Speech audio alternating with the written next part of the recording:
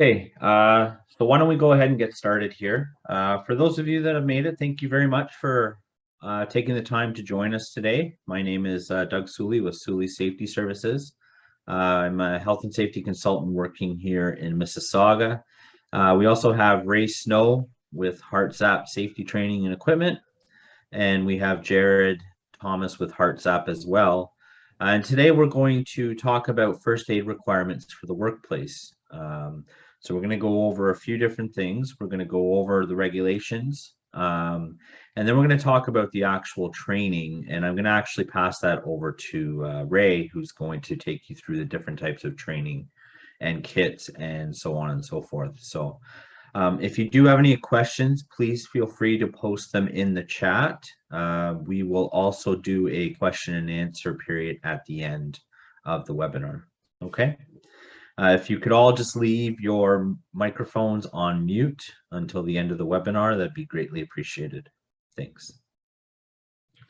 So as I said, we're going to start with the regulation and what applies to the workplace. We're going to then go into first aid training, first aid kits, and we'll finish it off there.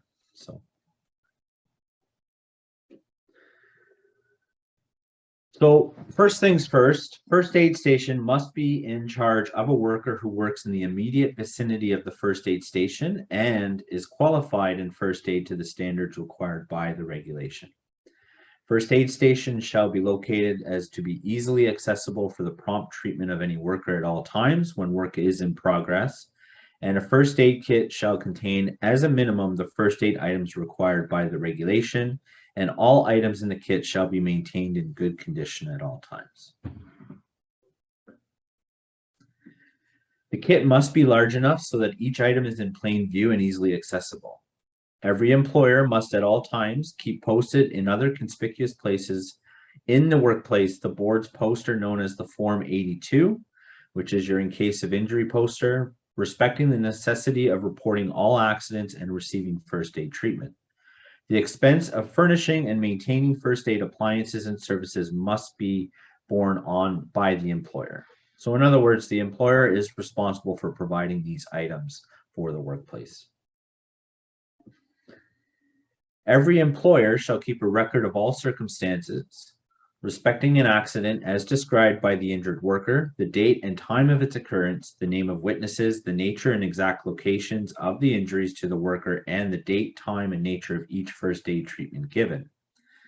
Employers must also inspect the first aid kits and their contents at not less than a quarter yearly interval and must mark the inspection card for each box with the date of the most recent inspection and the signature of the person making that inspection.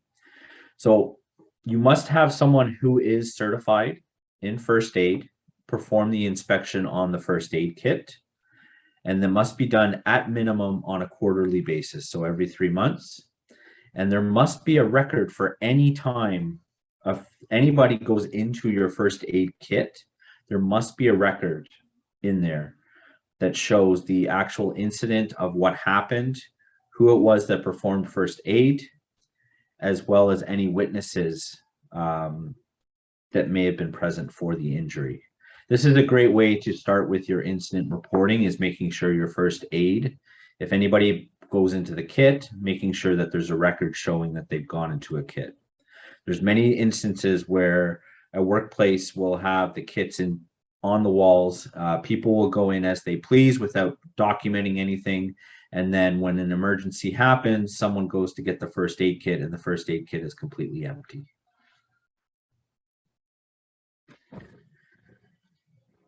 So the first aid requirements for 1 to 5 employees. So every employer employing not more than 5 workers in any one shift must have a first aid kit. And this first aid kit is labeled as 1 to 5 employees. The employer shall ensure the first aid station is at all times in charge of a worker who is the holder of a valid St. John ambulance, emergency first aid certificate, or equivalent, and works in the immediate vicinity of the station. For workplaces that have 6 to 15 employees on each shift, every employer employing more than 5 workers but not more than 15 on any one shift must have a first aid kit that is listed for 6 to 15 employees. This one is a little bit larger than the 1 to 5. The employer must ensure the first aid station is in charge of a worker who is the holder of a valid St. John Ambulance Standard First Aid Certificate or equivalent and works in the immediate vicinity of the station. So if you have 1 to 5 workers on a shift, your requirement is to have a person, at least one person, trained in emergency first aid. And if you have 6 workers or more on a single shift, then you are required to have a standard first aid certificate for that training. Every employer employing more than 15 workers but less than 200 in any one shift must have a first aid kit that is listed based on the number of workers, a stretcher, and 2 blankets in the workplace. The employer must make sure that the first aid station is in charge of a worker who is the holder of a valid St. John Ambulance Standard First Aid Certificate and works in the immediate vicinity of the station. So as you get into larger workplaces and larger shifts, you are required to actually have a stretcher as well as 2 blankets as a minimum, in addition to your first aid kit needs to be on site. When there's more than 200 employees, every employer must provide and maintain a first aid room that is equipped with first aid supplies as per the regulation. They must make sure that the first aid room is in charge of a registered nurse, or the worker's standard first aid certificate must be prominently displayed in the first aid room. Where the first aid station referred to in section 9 or 10, or the first aid room referred to in section 11 is not easily accessible, in order to provide prompt treatment, an additional first aid station or stations must be established to help comply with the subsection 1(3). For certain situations such as transportation, construction, farm, and bush sites, a railway train, vessel, or bus on a route other than an urban or suburban route on which a worker is employed, the central point from which the bush workers are dispatched daily to the work sites, a vehicle being used by an employer to transport workers, or the site of the construction, repair, or demolition of a building shall be deemed to be a place of employment in regards to the first aid requirements. Where the place of employment is the site of the construction, repair, or demolition of a building, a first aid station must be maintained in the time office for the project. Where there's no time office for the project, a first aid station must be maintained in a vehicle or building at the site, and section 1 of the regulation applies. Where the construction, repair, or demolition of a building is in the charge of a general contractor, the general contractor must provide and maintain the first aid station or stations required by the regulation in respect of the workers in the same manner as if the general contractor were the employer of those workers. So in other words, on a construction site, the general contractor is required to maintain and provide the first aid stations and equipment that is required based on the regulation. Every employer of bush workers or farm workers or both shall provide at a central location a first aid box which contains a current edition of the standard St. John Ambulance First Aid Manual, 1 card of safety pins, dressings that consist of 16 adhesive dressings individually wrapped, 6 sterile gauze pads 3-inch square, 4 rolls of 3-inch gauze bandage, 2 sterile surgical pads suitable for pressure dressings individually wrapped, and 4 triangle bandages. Every employer using a vehicle to transport workers shall equip the vehicle with a first aid box containing a current edition of the standard St. John Ambulance First Aid Manual, 1 card of safety pins, dressings that consist of 16 adhesive dressings individually wrapped, 6 sterile gauze pads 3-inch square, 4 rolls of 3-inch gauze bandages, 2 surgical pads suitable for pressure dressings individually wrapped, and 4 triangle bandages. The employer of workers engaged in transporting goods outside an urban area in a vehicle shall equip the vehicle with a first aid kit that contains a current manual, dressings consisting of 12 adhesive dressings individually wrapped, 1 4-inch bandage compress, 2 2-inch bandage compresses, and 1 triangular bandage. Where a worker is operating heavy construction and maintenance equipment in a place where the first aid station is not readily available, the employer must equip the machinery with a first aid kit containing the items required by subsection 3. A bus that's operated on a route other than an urban route shall be equipped with a first aid kit containing the items required by subsection 3. And finally, the motive power units of all railways other than units used in yard service must be equipped with a first aid box equipped with the items required by subsection 2. So I'm going to pass this off to Ray, who's going to take over as he will go through the different types of training available for workplaces based on the requirements as well as specifics for first aid kits. Thanks, Doug.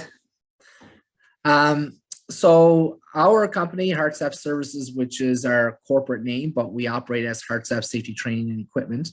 We are an approved equivalent to their first aid regulations. As Doug already mentioned, St. John Ambulance is written into the Act, but they also have equivalent, and there's about 30 training agencies in Ontario that have been approved by WSIB to deliver the same type of training that St. John Ambulance delivers. So we deliver it in 2 different formats, and we started this, or at least the second format, about 5 years ago. The traditional way of teaching, which is fully in-class training, which is what most people are used to. We deliver our first aid program that way. So you have the emergency first aid, which is a 1-day program, which is really 6.5 hours of teaching time in the classroom that's required. So that's your 1-day program. There's very few companies follow under that regulation that require that. It's 5 and below. So most people take the standard first aid training. And again, that's delivered in the traditional format of fully in class training, which is done over 2 days, really 13 hours, teaching hours is what it is. Then the other format of training, which is what I mentioned, is our blended first aid program, where part of it is online and then your other part is in the class. So basically you do most of your theory online with us, and that's done through a different avenues of, you have scenarios online, you have texts, and then you have Q&As throughout the program. So that emergency first aid can be done that way. And then you come to the classroom after you complete your online portion for a very shorter period of time. It's about 3 to 4 hours of in-class work that you'd set up.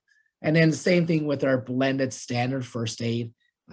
You complete the online theory first and then come to the classroom for your in-class component, which is really the practical and the hands-on components.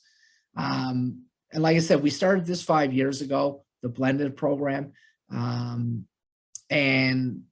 we look at it, you actually get more hands-on now in that program than you normally do in your traditional training, just because you're so focused on just the hands-on practical part.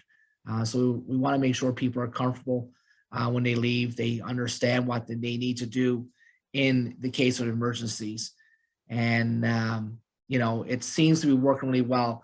We've worked with a company that has over 25 years experience to create our program in a blended format. So we brought a lot of resources to the table to create this program.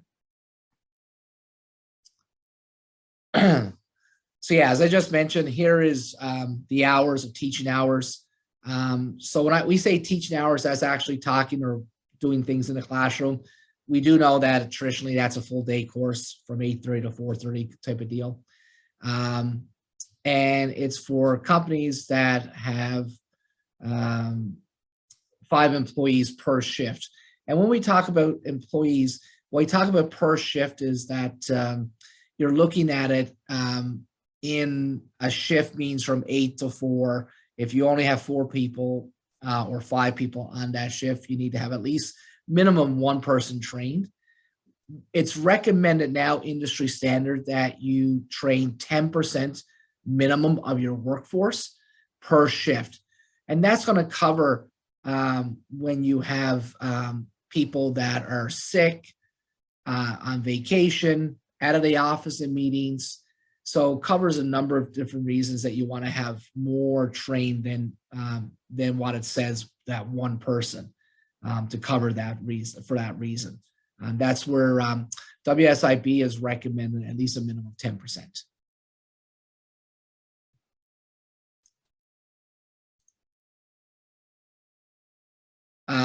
These are just the course modules that are actually in an emergency first aid that's required to be taught. It's a very basic program, the quick emergencies that do come up quickly. That's really what we're covering here. Your certification, once completed, is valid for 3 years, and that's kind of an industry standard now too. It's a 3-year certification with everybody. And there's no renewal.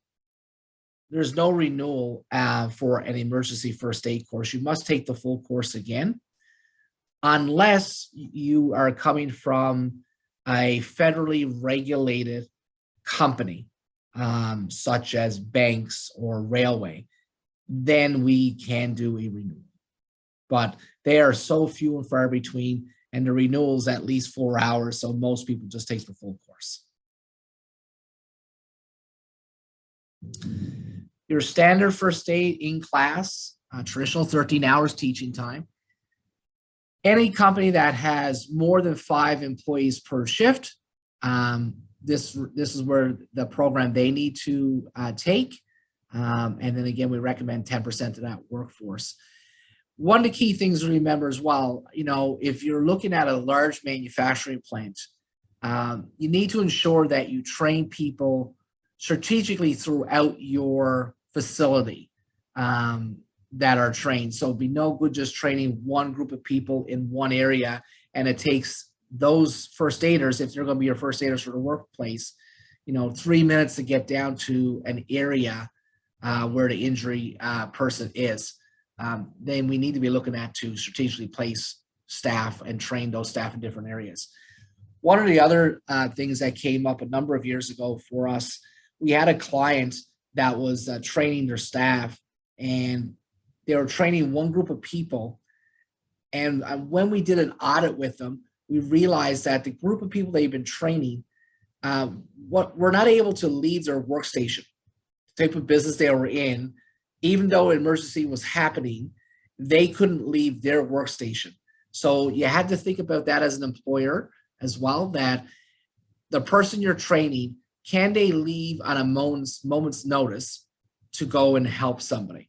And if that's not the case, we may want to start thinking about who we're training within your workplace, because they do have to be able to leave and attend to the person.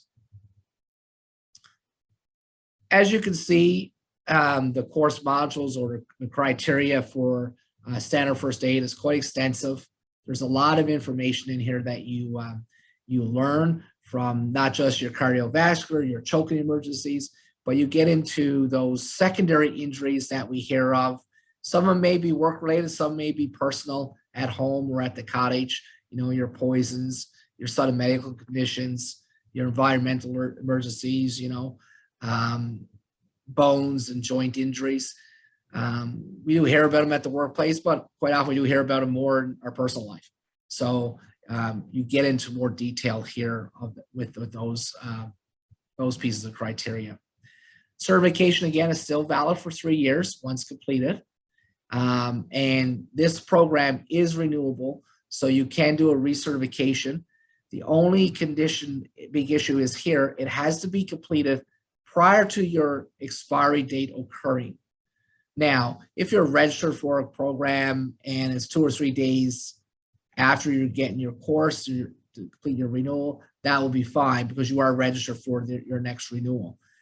But I know we don't want to see people coming in 2 or 3 months trying to get a recertification when their expiration is completed, it's gone past. And this is part of the regulation from WSIB. It's not, a company making that decision. It's really WSIB that has in the regulation.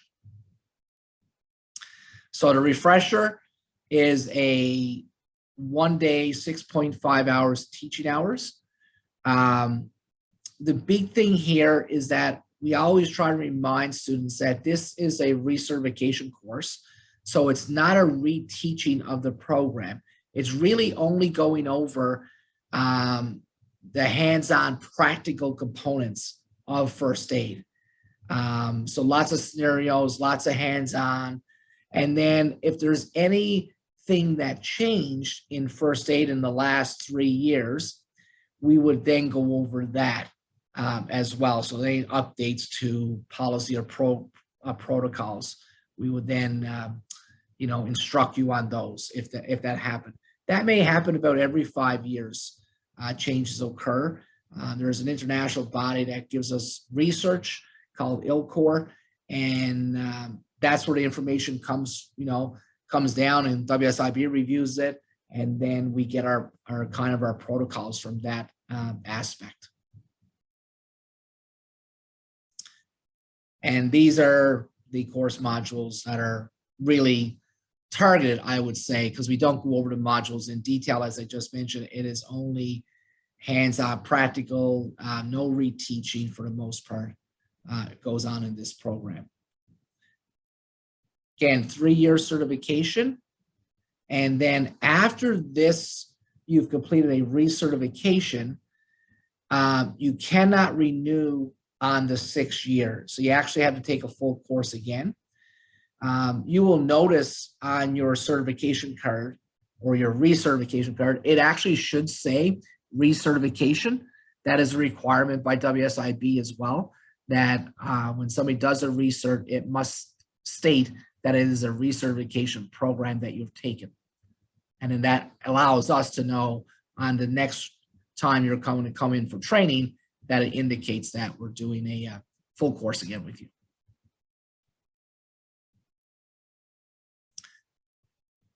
So blended first aid, really it's a combination of the multimedia instruction with an instructor-led skills session that's provided both for emergency first aid and your standard first aid.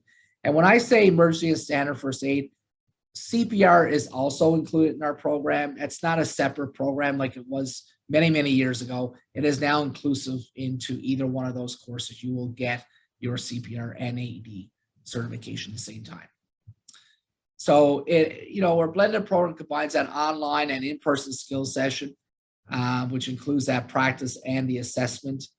With our program, you will do when you complete your online portion, you'll actually do the exam in Ontario online as well.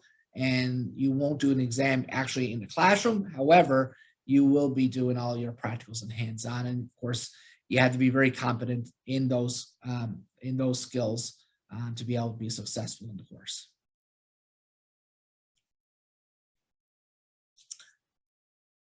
Blended learning, it's a recent use of alternative instruction that we did from years past. There's lots of research around blended training. ILCOR, again, I refer to them as an international unbiased association and group that researches, all first aid, all CPR, AED, and that goes all the way up to the medical field, to the doctors, all the way down to the lay person where we're at. And they've done lots of research around blended programs in the last 5 years or so, actually a little bit longer than that now. And they've said, based on their research, they found that the retention rate has been greater with people retaining knowledge of first aid after they complete a blended program than our traditional in-class. They've listed a number of reasons for that. A couple of them is that, with an in-class course, you have instructors teaching, content. Sometimes they put extra information in there that's maybe not necessarily be part of the program. As well, they put their own spin on things. And then the consistency throughout training is not the same. Where blended is very consistent. You get the same messaging, whether you're in Cambridge, Ontario, or you're in Toronto, Ontario with the same company, you're getting that same messaging, same information. So we found that it's been really lots of feedback around that through research to show that it's been very effective.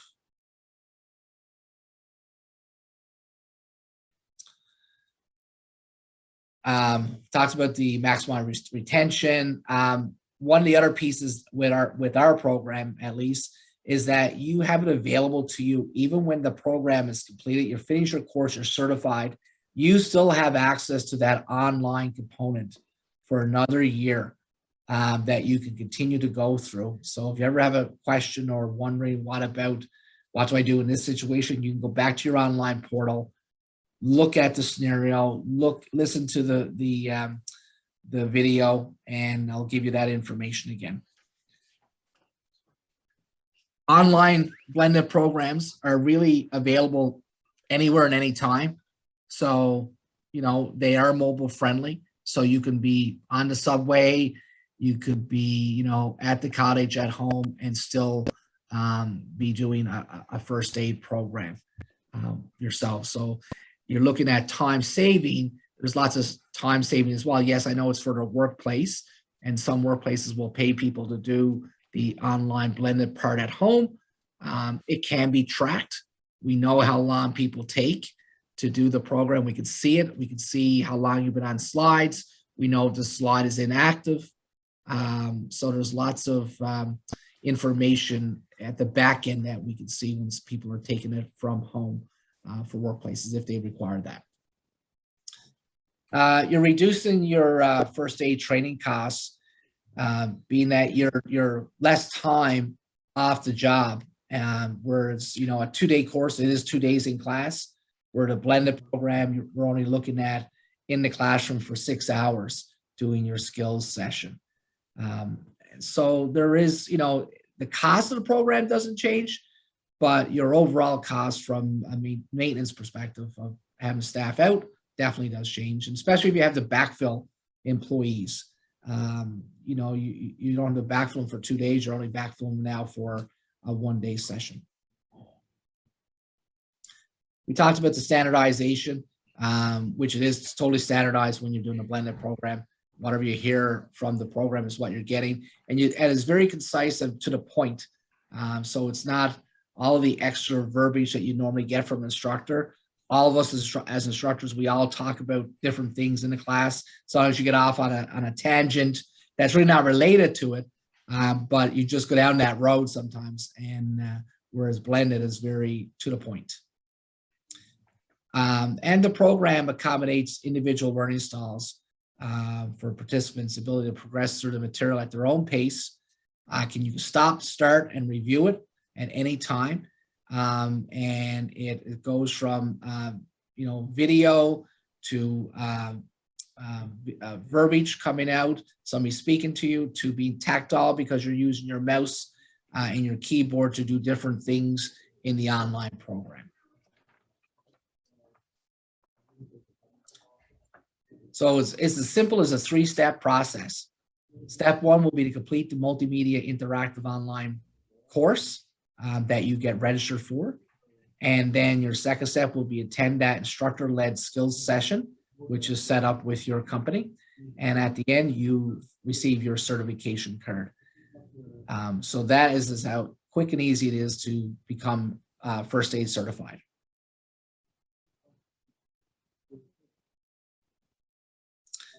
And this is where I just mentioned about, how it hits all different learning styles. It's drag and drop exercises, Q&A, and there's lesson reviews is included in the program, plus, your videos, your scenarios, and your narration inside of it. So your in-person skills session is always led by a certified instructor, of course. Includes your guidance, practice, and scenarios, and your Q&A. One of the big things that we did differently than any other company I know in Canada with our blended program is we geared our in-class portion to be based on a scenario platform. So we get into scenarios versus what I call siloed skills where you're only doing CPR, and then you go to the next piece, which would be bandaging.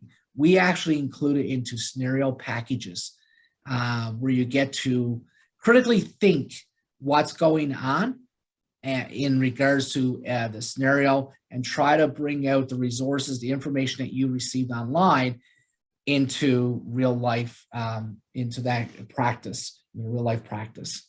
That's what made our program a little bit different than most in the market today. So we're just gonna heads up for the job over there. So where do we have Durham tomorrow?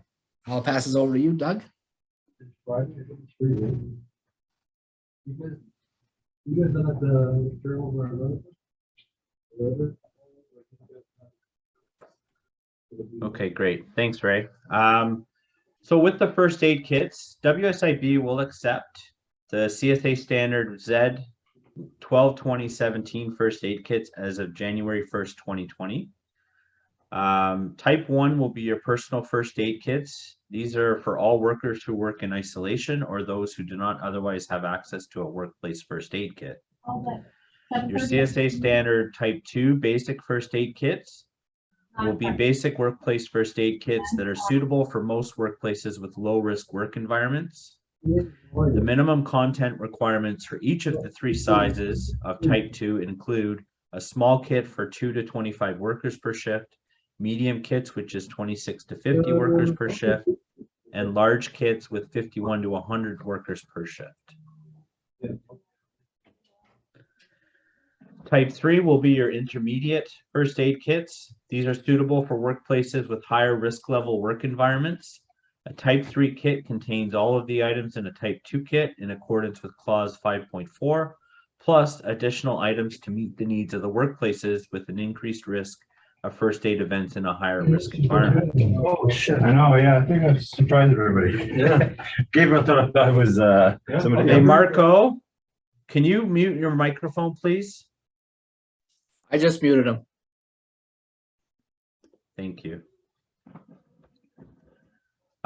You have small kits, which for 2 to 25 workers per shift, medium kits for 26 to 50 workers per shift, and large kits with 51 to 100 workers per shift.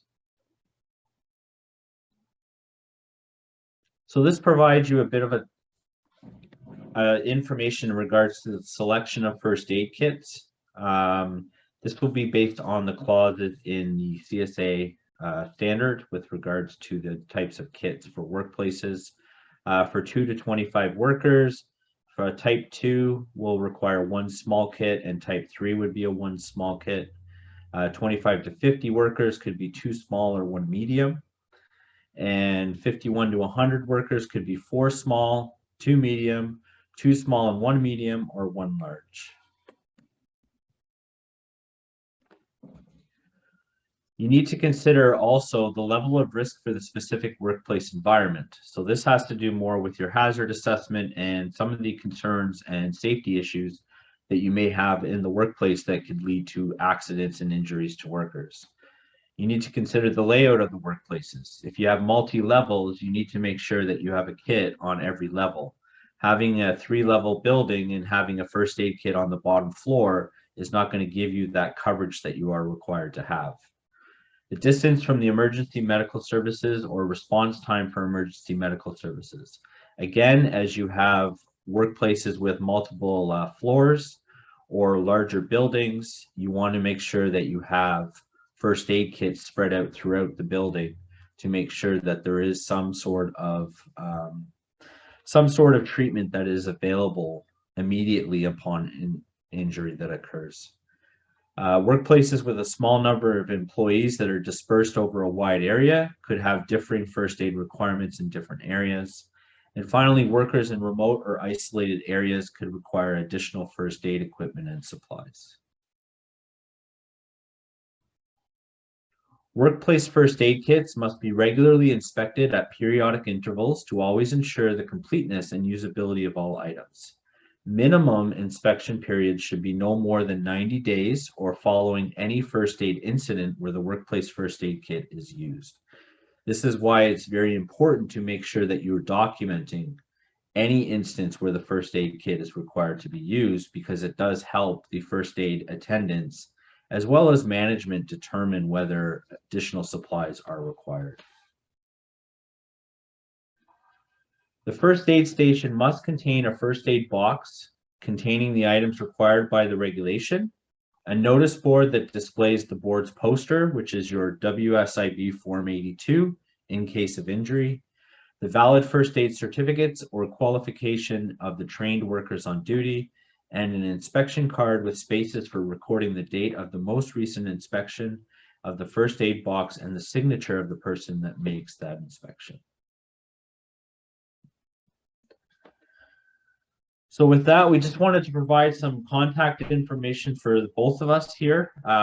If you do have any questions at all, please feel free to put them in the chat before we go, or you'll be able to unmute yourself and ask any questions that you may have.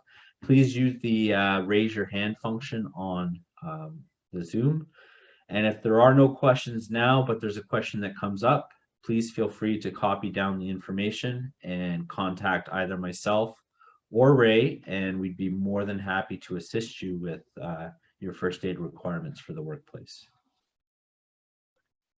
So I'll leave this up for a second here just in case someone's copying it down. There will be a copy of the presentation slides that will be sent to those of you that have attended today. And this will be posted online as well on YouTube in the near future.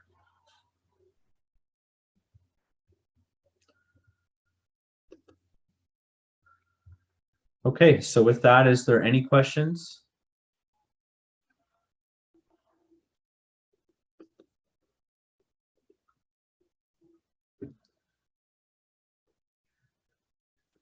Okay. Well, if there are no questions, then I think we'll wrap up today here. We just want to take a moment to thank you all for attending. We really appreciate you taking the time, and please keep an eye out for our upcoming webinar for next month, which will be on AEDs.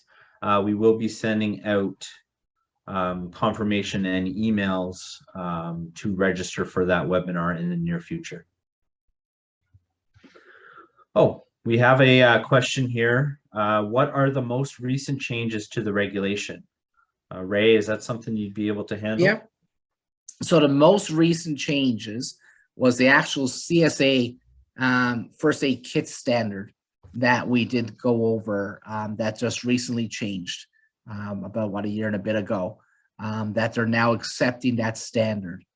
Regardless of everything else in first aid, that is still the same currently. But I know that they are looking at more changes, but they haven't made any announcement as of yet. Okay. Any other questions?